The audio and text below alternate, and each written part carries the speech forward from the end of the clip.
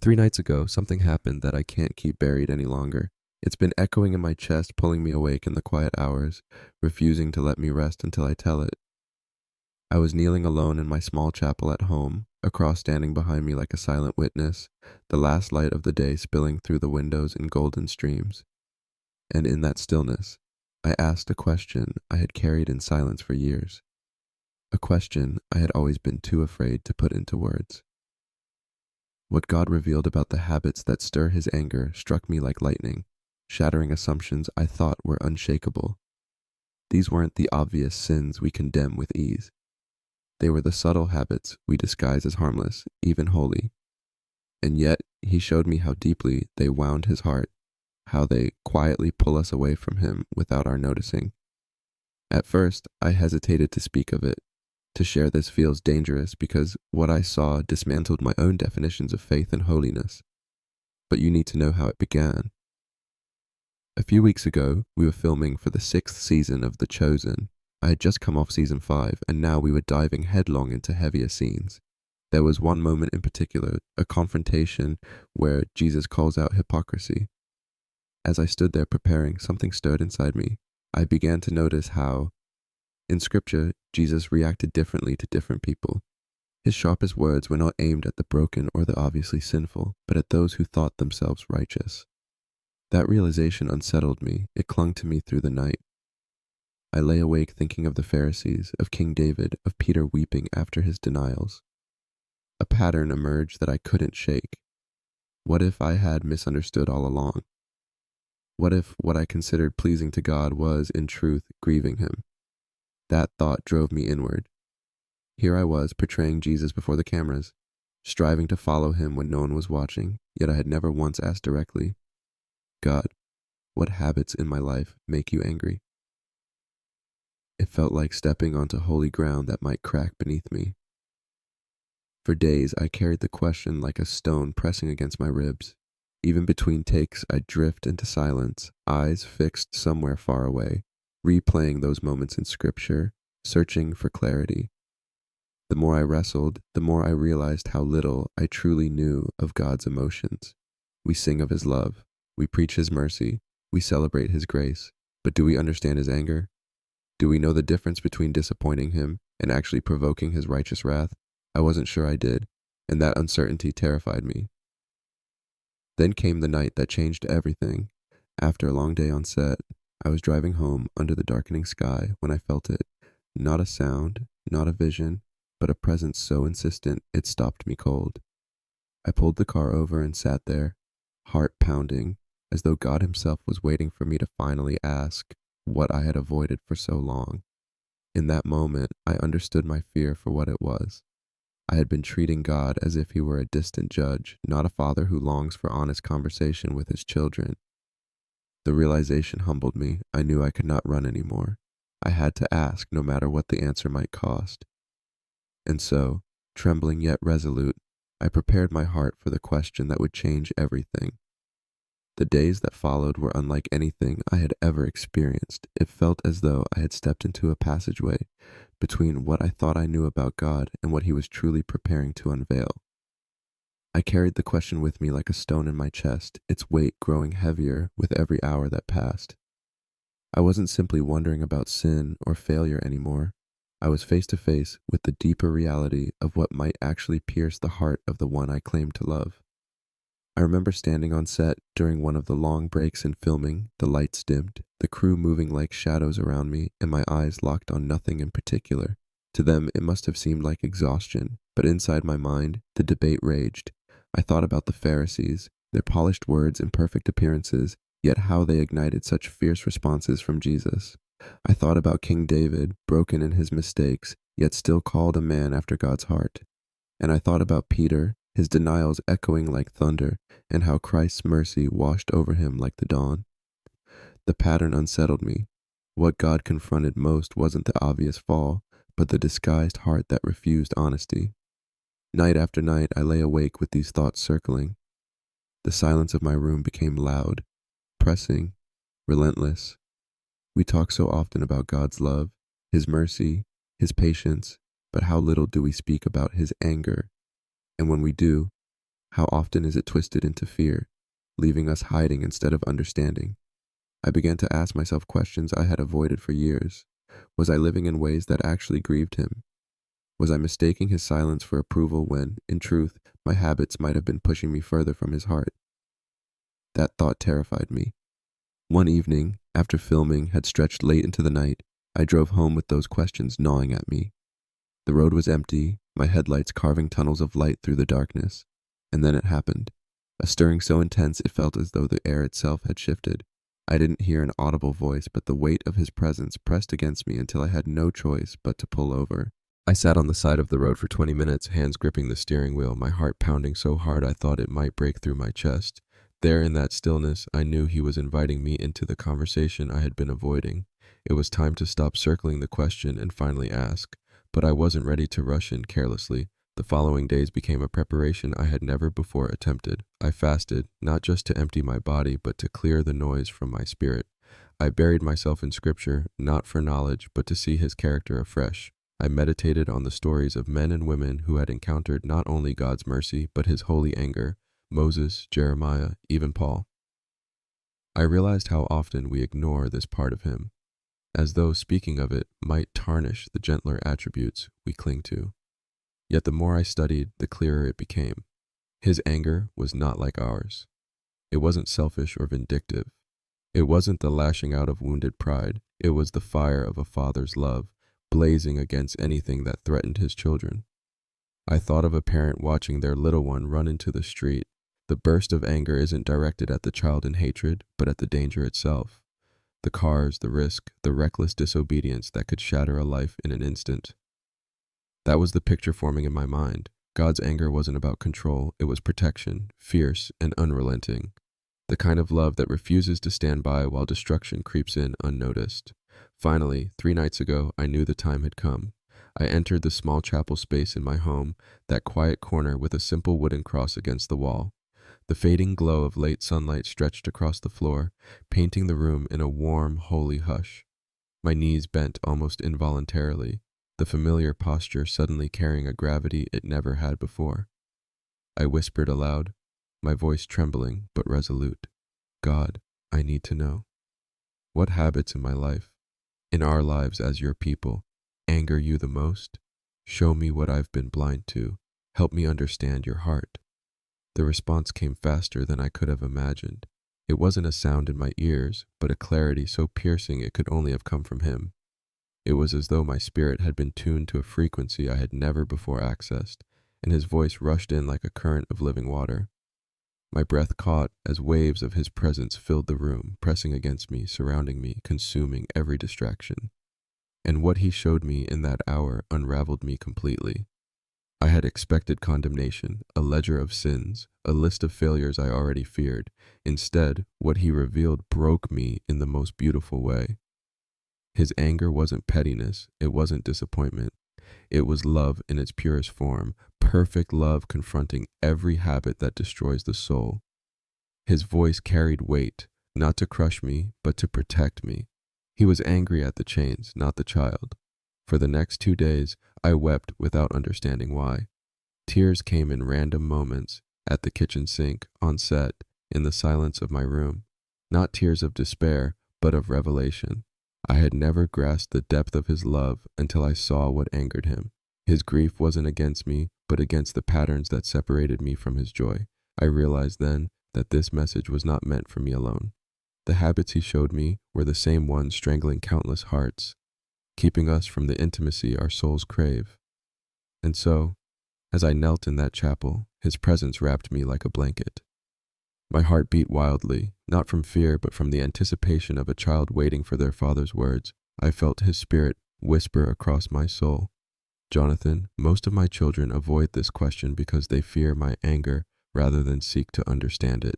He gave me a vision, a father standing in the kitchen, watching helplessly as his child reaches again and again toward the glowing red coils of a hot stove. The father's anger is not against the child. It rages against the danger, against anything that could harm the one he adores. This, God said, is how I feel about the habits that anger me.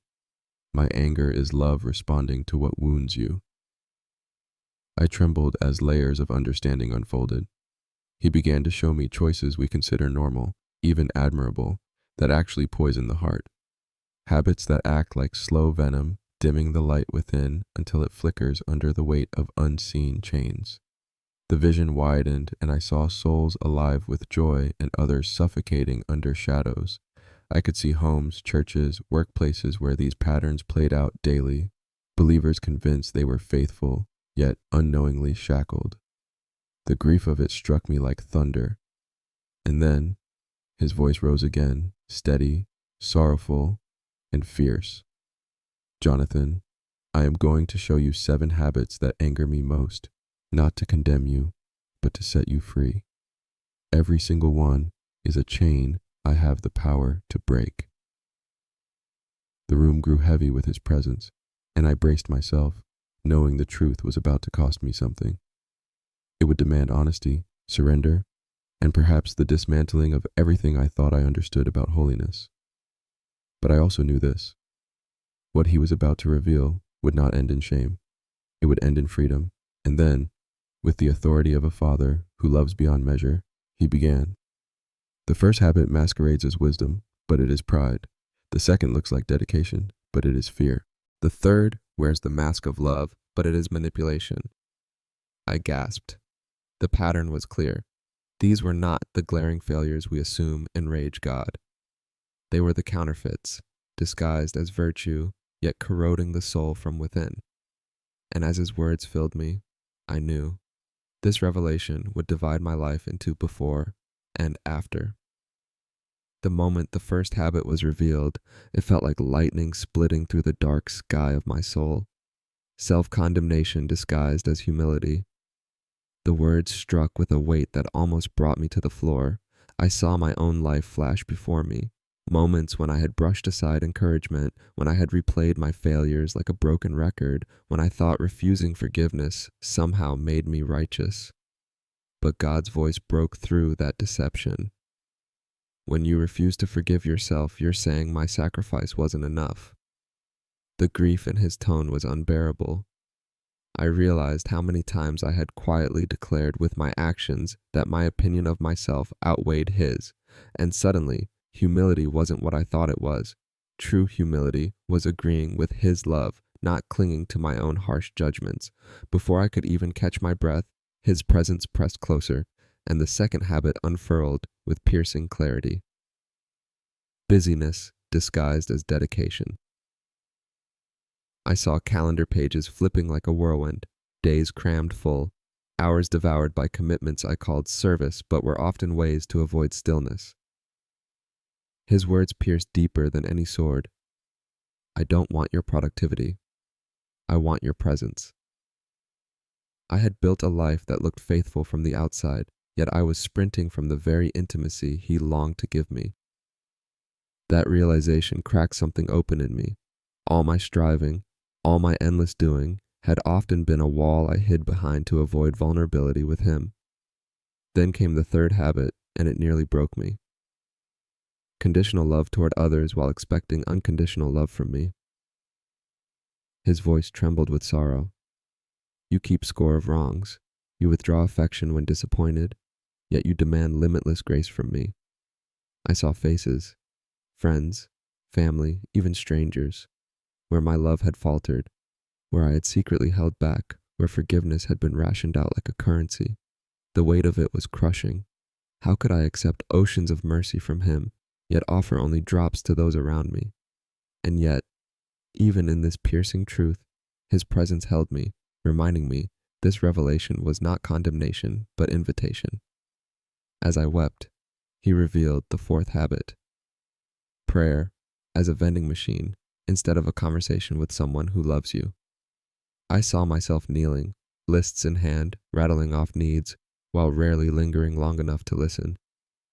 You want me to change your circumstances, he whispered, but you resist when I want to change your character. Shame burned because I knew it was true. How many prayers had been transactions instead of moments of love? Yet his tone was tender, almost playful, as he added, I don't want to be your cosmic problem solver. I want to be your closest friend. Then his voice grew heavy with grief, as he unveiled the fifth habit: comparison. I saw hearts like mirrors shattered by envy, light dimmed by jealousy. You waste your days longing for someone else's path, he said, and you miss the beauty of your own. Tears welled as I realized how often I had looked sideways instead of upward. Comparison hadn't just stolen my joy, it had blinded me to the unique design he had breathed into me from the beginning, and then he whispered words that burned into my soul. You are irreplaceable. Stop trying to be a copy when I made you to be an original. The sixth habit followed like a dagger cloaked in gentleness. Seeking validation from people instead of from me. He showed me scenes where I crafted my words, shaped my actions, adjusted my choices for applause, for approval, for the fragile nod of others. When you live for their praise, he said, with sadness, you miss the applause of heaven that is already yours. Conviction overwhelmed me, even in ministry, even in moments meant for him. How often had I secretly performed for an audience of men? And then, as the atmosphere thickened until I could hardly breathe, he revealed the seventh. His voice thundered with both anger and grief, turning faith into rules and performance rather than love and relationship. Images cascaded, checklists, rituals, duties that looked holy but left hearts empty. You obey my commands but miss my heart, he said. You serve me but don't enjoy me. It shattered me. All those years I thought I was honoring him by working harder when all he wanted was my love. I want your heart, he whispered with aching tenderness, not your performance. By the time his words settled, I was undone. I felt stripped bare, yet not in shame, in freedom. For the first time, I understood that his anger wasn't punishment. It was love, burning away the lies that had chained me for so long. Every habit was a counterfeit, a hollow imitation of something beautiful he longed to give. Self-condemnation twisted humility, busyness distorted devotion, conditional love corrupted grace, vending machine prayer mocked intimacy, comparison blurred identity, validation seeking stole authenticity, and performance-driven faith buried joy. And then he asked the question that echoed like thunder across my soul, do you see the pattern? I did. Every single habit was rooted in the lie that I had to earn what he had already given freely. His love, his approval, my worth, my place as his child, all of it had been mine from the beginning, yet I had lived as though I were still begging for scraps. In that moment, I knew. His anger was never about rejection.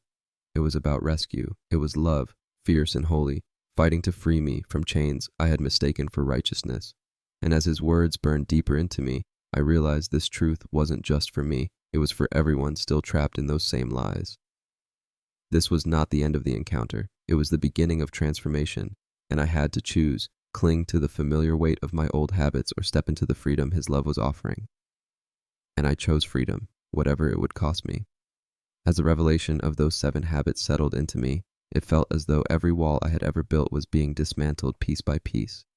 The weight of striving, of endless effort to earn what had already been given, began to fall away like broken chains. Yet at the same time, a new kind of trembling filled me. Not fear, but the awareness that God was not finished. His presence pressed in like a tide that could not be stopped, drawing me deeper into waters I had once been afraid to enter. I sat there in the chapel, the silence heavy, the air charged with a holiness that felt almost unbearable. My heart raced as his voice returned, not with accusation, but with the tenderness of a father who could not bear to leave his child deceived. Jonathan, do you understand why I showed you these things? The question pierced me. Tears blurred my vision as I whispered, because you love me. His reply was immediate, filled with emotion. Yes, because I am so in love with you that I cannot watch you live in patterns that steal what I already died to give you. The realization struck like lightning. His anger was never rejection, it was grief, the ache of a father watching his beloved settle for shadows when the light was already theirs. Every habit I had clung to was revealed as a counterfeit, a cheap imitation of the intimacy he longed for. Self-condemnation had robbed me of seeing myself through his eyes. Busyness had stolen the stillness where his presence waited. Conditional love had blurred the joy of mercy. And the drive for approval, performance, comparison Each one had poisoned what was meant to be pure and simple love. But even as I sat undone, he began to show me something greater: freedom. A vision unfolded before me, a contrast so stark it stole my breath. On one side, chains rattled, hearts weighed down, people trudging through life under burdens they didn't even know they carried. On the other side, faces shone with peace. Laughter rang out like bells. Men and women walked unshackled, their eyes lifted to heaven without fear or shame. His voice wove through the vision. This is what life looks like when you live free of those habits. Instead of condemnation, there is confidence in my love. Instead of busyness, there is rest that overflows into joy. Instead of fear, there is peace. Instead of duty, there is delight. And this is what I want for you and for them. I could barely contain the flood of emotions: hope, sorrow, longing, all intermingled. He wasn't just showing me truths for myself, he was commissioning me to carry this message to others. Tell them, he said. I am not angry at them for their habits. I am angry at the habits for stealing their joy, for robbing my children of the abundant life I died to give them. Tell them my anger is love in motion, fighting for their freedom. The intensity of his words shook me. I realized this was bigger than my own healing. This was a call, a responsibility. And with it came a deeper fear, not of God, but of the weight of carrying his heart into the world. How could I tell it rightly? How could I speak of love and anger without distorting either? Yet, before I could spiral into doubt, his spirit steadied me with a whisper. Jonathan, you don't need to perform this message. You need only to share it as the one who has lived it. It was then he began to show me flashes of my own past, moments I had nearly forgotten. Times when I had chosen comparison and missed the beauty of my own path. Times when I had chased human validation and lost peace. Times when I had reduced our relationship to rituals and missed the joy of his friendship. And yet, in each memory I saw him there, loving me, waiting, patiently enduring my blindness not with condemnation but with unwavering affection. The more he revealed, the heavier my tears fell. I had thought he was angry with me, but all along he had been angry for me. Angry at the lies that had kept me bound, at the chains I thought were normal, at the burdens I carried as though they were holy. His fury was love refusing to leave me trapped in counterfeit intimacy. By now the chapel was soaked in his presence, and I felt stripped of every mask. No roles, no performances, no excuses, just a child kneeling before the Father. And for the first time in my life, I felt the emotion of being his beloved, not just the idea. It was overwhelming, terrifying, beautiful. My heart whispered back to him, I want to live in this freedom. I don't want to return to the chains. In that sacred silence, his promise wrapped around me like fire and like water all at once. Then carry this truth to my people. Show them that my anger is not a threat, but a rescue. Help them see that every habit they fear has already been overcome in my love. Tell them that transformation doesn't come from trying harder. It comes from receiving me deeper. The suspense of that moment held me in its grip. I knew I was standing at the edge of a dividing line, life before this encounter and life after it. What came next would not just change me, it would change everyone willing to listen.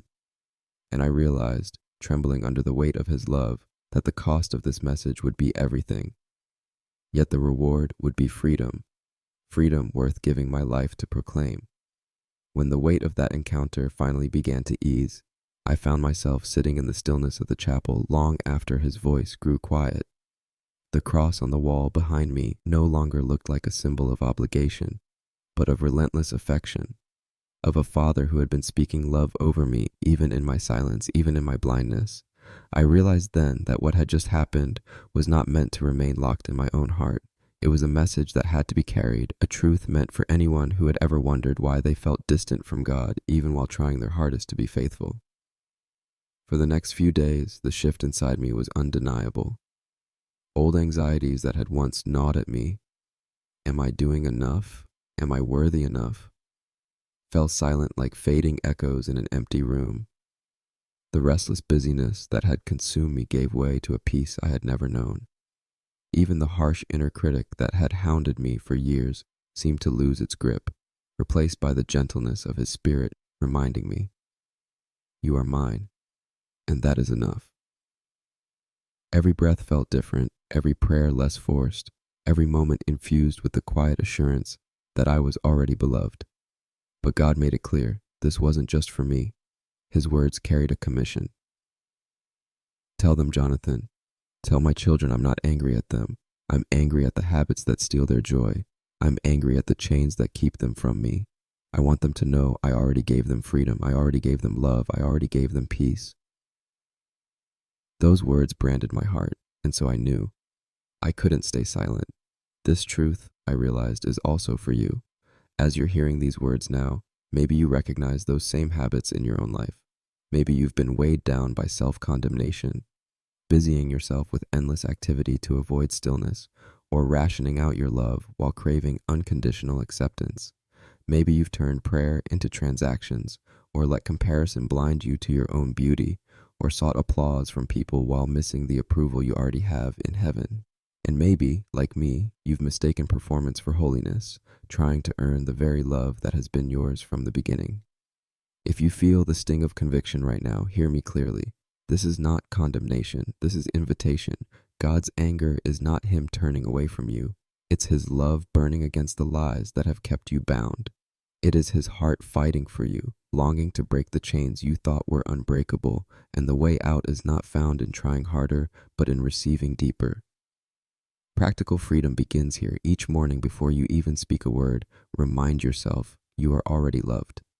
Not because of what you'll accomplish today, not because of how well you'll avoid mistakes, but because you belong to him.